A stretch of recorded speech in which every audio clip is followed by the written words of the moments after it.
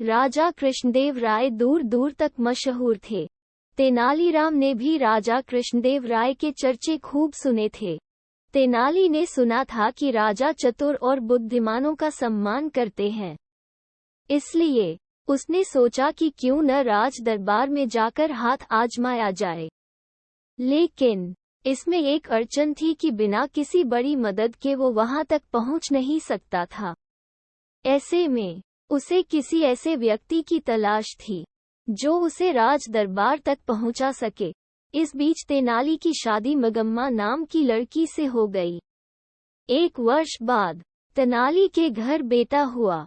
इस दौरान तेनाली को पता चलता है कि राजा कृष्णदेव राय का राजगुरु मंगलगिरी नामक स्थान पर गया है।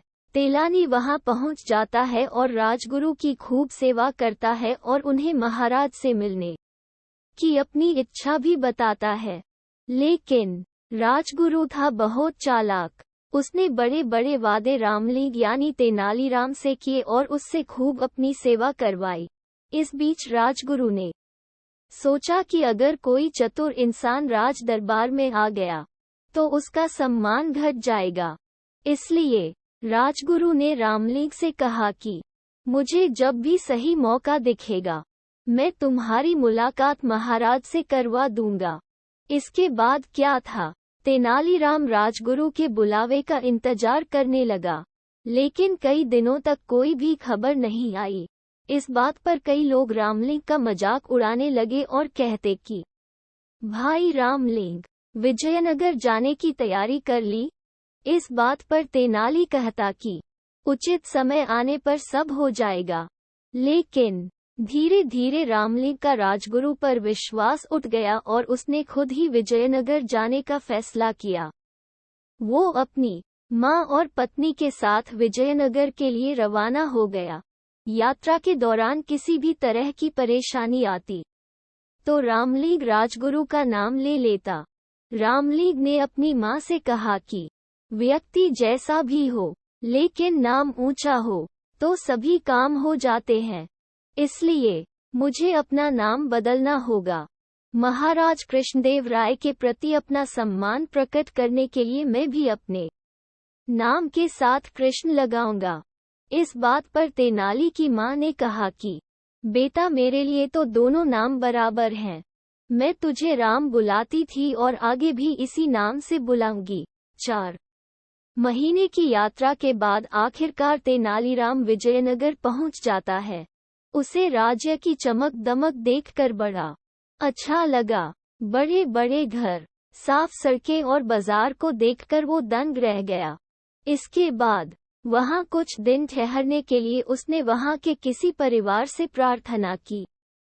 फिर वो अकेला राजमहल की ओर निकल पड़ा। वहां पहुंचकर उसने एक सेवन के हाथों राजगुरु तक संदेश भिजवाया कि तेनाली गांव से राम आया है। लेकिन सेवक ने वापस आकर बताया कि राजगुरु इस नाम के किसी भी व्यक्ति को नहीं जानते हैं। ये बात सुनकर रामलिंग को गुस्सा आया और वो सीधा राजगुरु से मिलने अंदर चल गया। अंदर पहुंचकर उसने राजगुरु से कहा कि मैं रामलिंग मंगलगिरी में आपकी सेवा की थी। लेकिन राजगुरु ने जानबूझकर उसे पहचाने से इनकार कर दिया। राजगुरु ने रामलिंग को धक्के देकर वहां से निकलवा दिया। ये देख वहां मौजूद सभी लोग तेनाली पर हंसने लगे। तेनाली का इससे बड़ा अपमान आज तक नहीं हुआ था। उसने मन ही मन इस अपमान का बदला लेने की ठान ली। लेकिन इसके लिए राजा का दिल जीतना जरूरी था। अगले दिन रामलिंग दरबार में पहुंच गया। वहां गंभीर विषयों पर चर्चा जारी थी। संसार क्या है, जीवन क्या है, जैसे सवाल किए जा रहे थे। वहां मौजूद एक पंडित ने अपने जवाब में कहा कि संसार कुछ नहीं बल्कि एक छलावा है। हम जो भी देखते हैं या खाते हैं वो बस विचार है। सच में ऐसा कुछ होता ही नहीं है, लेकिन हमें लगता है कि ऐसा होता है। इस पर तेनालीराम ने पूछा कि क्या सच में ऐसा होता है? उस पंडित ने कहा, ये बात शास्त्रों में लिखी हुई है और शास्त्र गलत नहीं होते।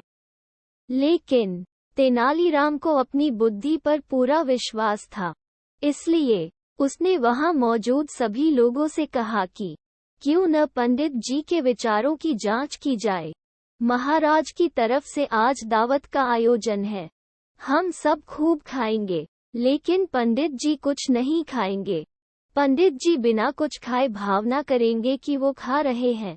तेनालीराम की इस बात पर वहां मौजूद सभी लोग हंसने लगे। पंडित जी शर्म से पानी पानी हो गए। महाराज भी रामलीग से बहुत खुश हुए और उसे स्वर्ण मुद्राएं भेंट की। इसके बाद राजा कृष्णदेव राय ने तेनालीराम को राजविदूषक का पद दे दिया। वहां मौजूद सभी लोगों ने महाराज के फैसले का स्वागत किया। फैसले की प्रशंसा करने वालों में राजगुरु भी था। कहानी से सीख। इस कहानी से हमें ये सीख मिलती है कि किसी का भी अपमान नहीं करना चाहिए और न ही किसी से झूठा वादा करना चाहिए।